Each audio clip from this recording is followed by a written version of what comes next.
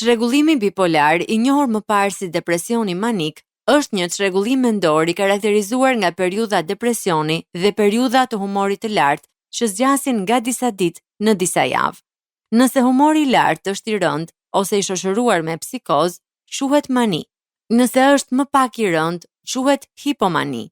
Për të mësuar më shumë për çrregullimin bipolar dhe rëndësinë e trajtimit të tij, na ndiqni në programin e sotëm Shpresë për ty.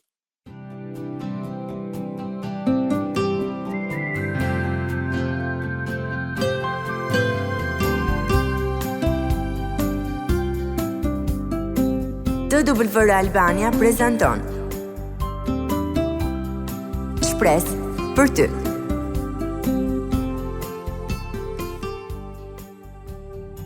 Përshëndetje mikesha të programit Shpresë për ty dhe mirë se vini në programin tonë të sotëm. Unë jam Marta dhe unë jam Dena. Ju falenderojmë që jeni duke na ndjekur dhe lutemi e shpresojmë t'ju vim në ndihmë përmes trajtimit të temave që janë vërtet të dobishme për ju dhe gjithashtu me shumë inkurajim nga fjala e Perëndis, Bibla. Sot do të flasim për një çështje të shëndetit mendor që është çrregullimi bipolar. Sipas studimeve dhe statistikave, 0.5% e popullsisë botërore jeton me një diagnozë të çrregullimit bipolar, që do të thotë rreth 37 milion njerëz globalisht. Këto shifra ndryshojnë sipas mënyrës së diagnostikimit dhe kriteret klinike që përdoren në ulumtime, prandaj mund të variojnë pak nga vendi në vend dhe nga studimi në studim.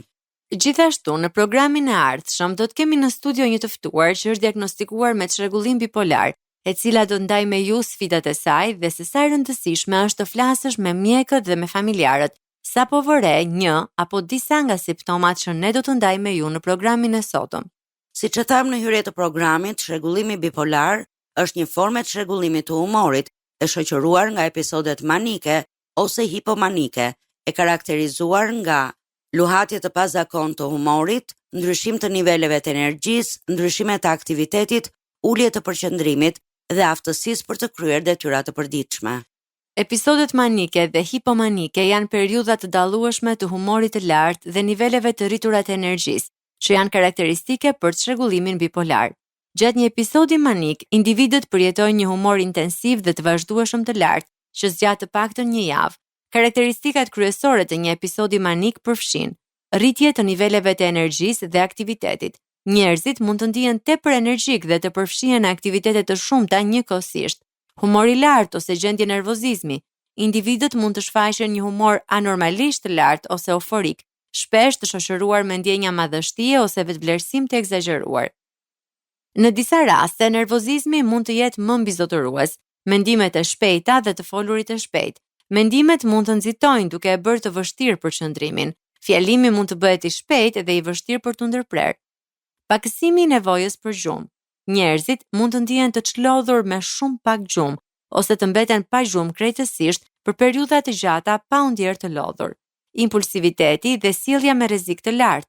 Individët mund të përfshihen në aktivitete impulsive dhe potencialisht të dëmshme, të tilla si shpenzime të tepërta, sjellje të rrezikshme seksuale ose abuzime substancat, dhe gjykimi i dobët, vendimarrja mund të dëmtohet dhe individët mund të kenë besime ose ide jo reale.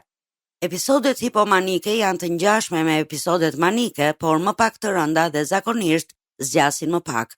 Karakteristikat kryesore të një episodi hipomanik përfshin humor të lartë dhe energji të shtuar. Individët përjetojnë një periudhë të dukshme dhe të qëndrueshme të humorit të lartë dhe niveleve të rritura të aktivitetit. Rritje të produktivitetit dhe kreativitetit, njerëzit mund të ndihen më produktiv, kreativ dhe të orientuar drejt qëllimeve gjatë periudhës hipomanike. Gjithashtu ata mund të kenë nevojë të reduktuar për gjumë, ashtu si në një episod manik, individët mund të kërkojnë më pak gjumë pa përjetuar lodhje. Rritje të shoqërueshmërisë dhe bisedave, individët mund të flasin tepër, të jenë të shoqërueshëm dhe të shfaqin një sjellje ekstroverte. Prani të mundshme të disa sjelljeve të rrezikshme, megjithëse episodet hipomanike mund të përfshijnë rritjen e besimit dhe impulsivitetit, sjellja e rrezikshme është përgjithsisht më pak ekstreme në krahasim me periudhën e episodeve manike. Është e rëndësishme të theksohet Arta se ndërsa të dy episodet manike dhe hipomanike karakterizohen nga humor i lartë dhe energji e shtuar, episodet manike janë më të rënda dhe shpesh kërkojnë shtrimin në spital. kurse episodet hipomanike janë më pak të rënda dhe mund të mos shkaktojnë dëmtime të rëndësishme në funksionimin e përditshëm. Të dy llojet e episodeve zakonisht pasohen nga episodet depresive, gjë që është karakteristike e diagnozës së çrregullimit bipolar. Ekzistojnë 3 lloje të çrregullimit bipolar. Çrregullimi bipolar 1, ky lloj përfshin përjetimin e episodeve manike që mund të zgjasin të paktën një javë. Disa individ mund të përjetojnë edhe episode depresive. Çrregullimi bipolar 2, ky lloj përfshin episode të përsëritura të depresionit të rënd dhe hipomanisë, por jo episode manike të plota. Lloji i tretë është çrregullimi ciklotimik. Ky lloj përfshin përjetimin e periudhave të shumta të simptomave hipomanike dhe simptomave depresive gjatë një periudhe prej të paktën 2 vjetësh, por simptomat janë më pak të rënda në krahasim me episodet e plota.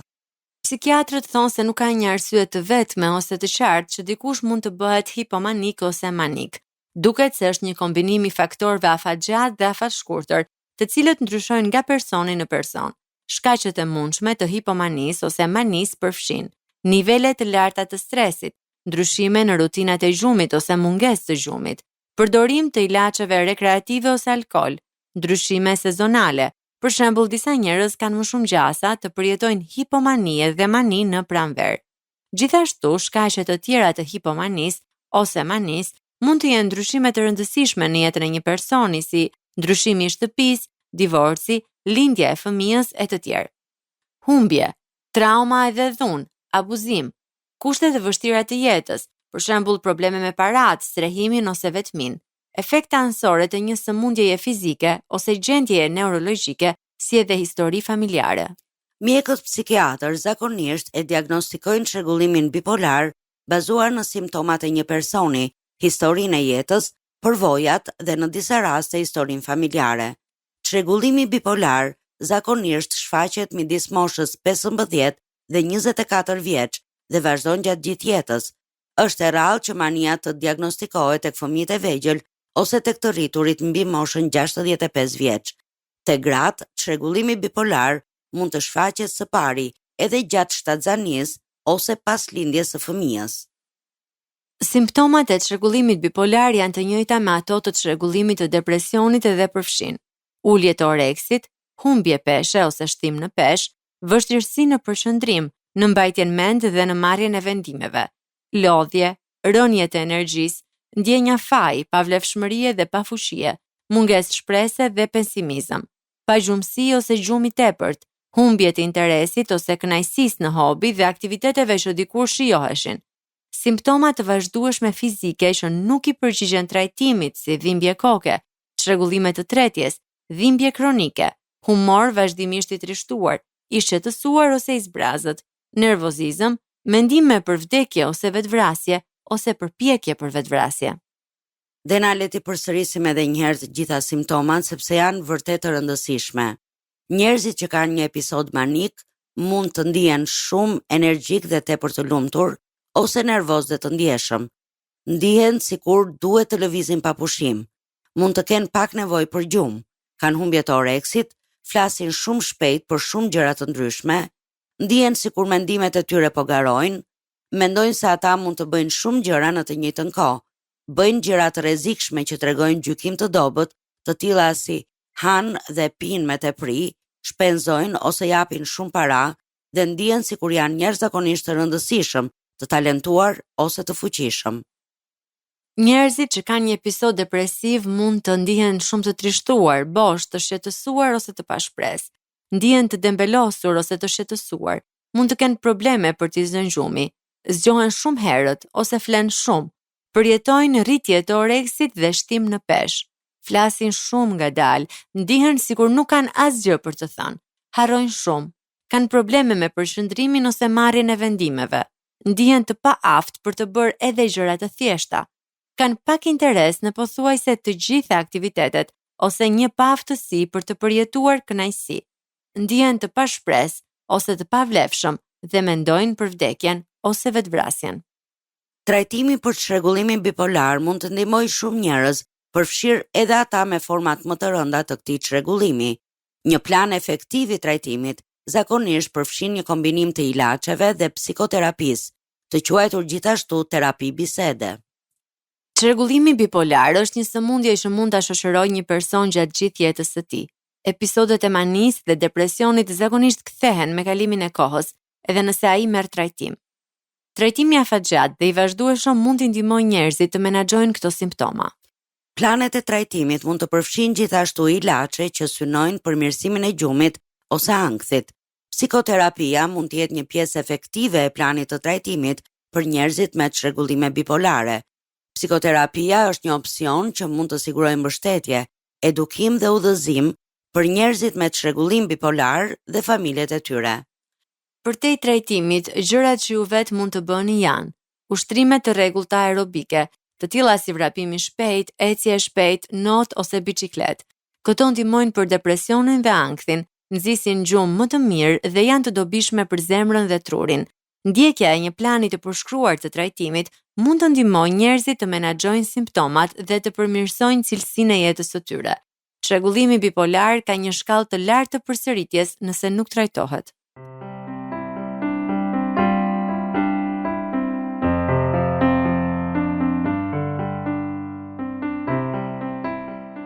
Jemi rikthyer në studio mikesha të dashura në programin Shpresë për ty.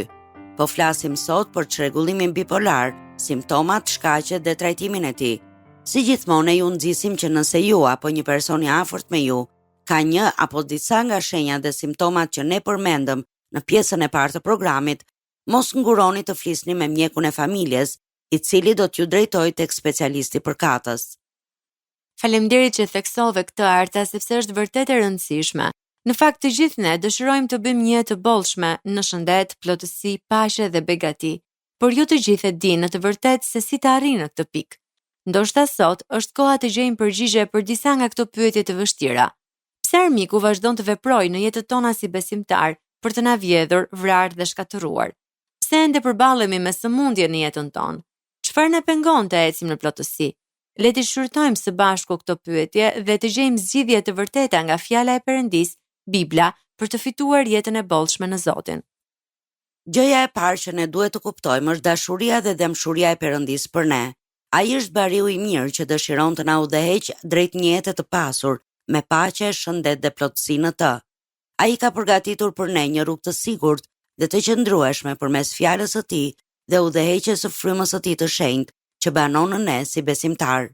Megjithatë, është zgjedhja jonë nëse do të kërkojmë dhe do të ndjekim rrugët e tij që çojnë në jetën e bollshme, apo do të vazhdojmë në rrugët e vjetra të brezave para nesh. Janë pikërisht këto rrugë të vjetra që na çojnë në kampin e armikut, ku vjedh si pret të na grabis bekimet që Perëndia ka për ne. Tek Ungjilli sipas Gjonit, kapitulli 10 vargu 10 thuhet: Vjedhsi nuk vjen vetëm për të vjedhur, për të vrarë, për të shkatëruar, por unë kam ardhur që të kenë jetë e ta kenë me bollëk. Ky është një parim frymëror thelbësor që çdo besimtar duhet ta kuptojë në mënyrë që të jetë i suksesshëm në udhëtimin e tij si fitimtar. Për të kuptuar plotësinë, është mirë të përkufizojmë të kundërtën e saj, thyerjen. Thyerje do të thotë e çarë ose e dëmtuar, jo më në një copë të vetme, ose jo më në gjendje funksionale. Diçka që tani është e thyer, dikur ka qenë e plot. Kështu mund të jemi të gjitha ne, mikesha të dashura. Ne jemi dizajni origjinal i Perëndis, por për shkak të përvojave të jetës, mund ta gjejmë veten të thyer e të coptuar. Por ky nuk është vullneti i përsosur i Perëndis për jetën tonë. Ai dëshiron që ne të bëhemi dhe të jemi të plota. Dhe ja 10 hapa që do t'ju çojnë drejt plotësisë. Mos harxhoni më kohë dhe energji duke kërkuar plotësinë në vende të gabuara, si romanca, varësit apo edhe karriera. Tek 2 Korintasve, kapitulli 12, vargu 9, thuhet: Por ai, Perëndia, më tha: Hiri im të mjafton, sepse fushia ime përsoset në dobësi. Hapi i dytë, duhet të kuptoni se asgjë dhe askush përveç Perëndis nuk ka fuqinë t'ju plotësojë si person. Tek Psalmi 73, vargu 26 thuhet: Mishi im dhe zemra ime nuk mund të ligështohen, por Perëndia është kështjella e zemrës ime dhe pjesa ime në përjetësi. Perëndia është pjesa jonë, ne nuk mund të jemi kurrë të plot pa të. Hapi i tretë, hiqni dorë nga pritshmëritë jo realiste që të tjerët të plotësojnë nevoja që vetëm Perëndia mund t'i përmbush. Tek Ungjilli sipas Gjonit, kapitulli 15, vargu 11 thuhet: Këto gjëra ju a kam thënë që gëzimi im të shndrojë në ju dhe gëzimi juaj të jetë i plot. Gëzimi i vërtet vjen vetëm kur jemi të kënaqur plotësisht në njohjen e Perëndisë. Hapi i 4. Mbështetuni vetëm tek Perëndia për shërimin dhe për mbushjen që kërkoni. Tek Psalmi 107 vargu 20 thuhet: Ai dërgoi fjalën e tij dhe i shëroi, i shpëtoi nga gropa. Perëndia ka siguruar rrugën e kthimit tek plani që ai kishte që nga fillimi për ne. Hapi 5. Mos e vlerësoni veten mbi bazën e pamjes, punës, suksesit në një marrëdhënie apo ndonjë gjëje tjetër, përveç identitetit tuaj si fëmijë të dashur të Perëndisë. Tek 2 Korintasve, kapitulli 5 vargu 7 thuhet: sepse ecim nëpërmjet besimit dhe jo nëpërmjet vizionit. Hapi 6. Mos thoni më është e pamundur. Përqafoni lirinë që Krishti ju ofron, të falur dhe të dashur pavarësisht gjithçkaje, dhe shpreheni mirënjohjen duke bërë zgjedhje të shëndetshme. Tek e para e Pjetrit, kapitulli 5 vargu 7 thuhet: dhe gjithë merakun tuaj hidheni mbi të, sepse ai merakoset për ju. Perëndia na çliron nga skllavëria kur ne nuk arrijmë të falim veten dhe na ndihmon të kapërcejmë dyshimin ndaj vetes. Hapi 7. Mos e jetoni jetën për njerëzit e tjerë. Kërkoni të kënaqni Perëndin duke zbuluar dhe duke përmbushur qëllimet e tij për jetën tuaj. Tek Psalmi 94 vargu 19 thuhet: kur një numër i madh shëtësimesh më mbysin, për dëllimet e tua më jepnin zemër. Hapi 8. Ndaleni veten kur një mendim i pashëndetshëm hyn në mendjen tuaj dhe sfidojeni duke pyetur: a përputhet ky mendim me fjalën e Perëndisë? Tek Psalmi 42 vargu 5 thuhet: pse ligështohesh o shpirti im, pse vajton brenda trupit tim, shpreso te Perëndia, sepse unë do ta kremtoj akoma për çlirimin e pranisë së tij. Folini vetes tuaj duke përdorur fjalën e Perëndisë. Hapi 9. Fusha e betejës është në mendjen tonë. Tek 2 Korintasve, kapitulli 10 vargu 5 thuhet: që të hedhim poshtë mendimet edhe çdo lartësi që ngrihet kundër njohjes së Perëndisë dhe t'ja nënshtrojmë çdo mendim dëgjesës së Krishtit. Çfarë argumenti po zhvilloni në mendjen tuaj për veten, hidheni poshtë atë. Hapi 10. Kuptoni se mendimet që çojnë në thyerje janë mënyra e djallit për të bllokuar atë që Perëndia dëshiron që ju të dini për identitetin tuaj në Krishtin. Duhet i merrni ato mendime dhe t'i vini nën kontroll. Dëgjoni vetëm atë që Perëndia thot për ju. Nëse e bëni këtë, do të gjeni plotësinë. Mikesha të dashura, tani ka ardhur koha të ndahemi, por duam t'ju kujtojmë se mund ta dëgjoni këtë program si edhe programet e tjera Shpresë për ty në YouTube dhe t'i ndani ato me mikeshat tuaja. Mjafton të kërkoni TWR Albania, playlista Shpresë për ty 2026 dhe do të gjeni aty këto programe. Gjithashtu për çdo pyetje, kërkesë për lutje apo nëse doni të ndani historinë tuaj me ne, ju inkurajojmë të na shkruani një letër në adresën TWR Albania, kutija postare 130 Tiranë, të na dërgoni një email në twralbania@gmail.com ose të na shkruani një mesazh në faqen tonë në Facebook dhe Instagram Shpresë për ty. Ne ju urojmë një javë të bekuar dhe miru dëgjofshim në programin e radhës. Ndoshët programin Shpresë për ty.